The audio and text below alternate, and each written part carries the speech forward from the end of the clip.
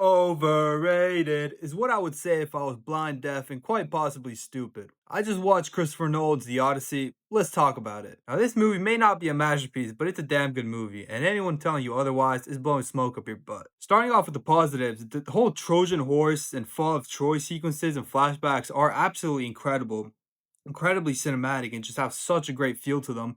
Honestly, might be my favorite parts of the movie. And I love how we slowly piece together what happened and what the consequences of what happened actually are. Building on that, the nuance that Nolan adds to the sacking of Troy doesn't romanticize what the Greeks did and adds a whole nother complexity to the events. And Odysseus eventually realizing that maybe crossing that moral line was the wrong thing and brought unintended consequences to the whole of Greece is just chef's kiss. The performances of the cast are exceptional throughout, specifically the trio of the Batman, Catwoman, and Spider-Man.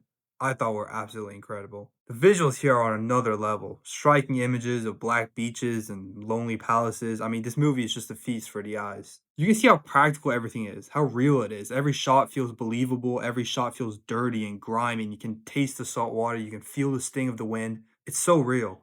That being said, I do also have some negatives that are holding me back from calling this a masterpiece. The first 30 minutes I thought lacked a lot of momentum and were very exposition heavy, a lot of telling and not showing. Also, the dialogue throughout the movie I thought was a little bit clunky, especially in that first 30, 40 minutes, but throughout the movie as well. Unfortunately, at times I thought the non-linear narrative, the jumps between Calypso's Island and Journey Home kind of killed the vibe, the momentum a little bit of the first 30, 40 minutes. And while I love the philosophical resolution of the movie and Odysseus' final realization, I thought the actual final fight itself was a little bit anticlimactic and tame. Not bad, but not quite the climax I was hoping for after 2 hours of build-up.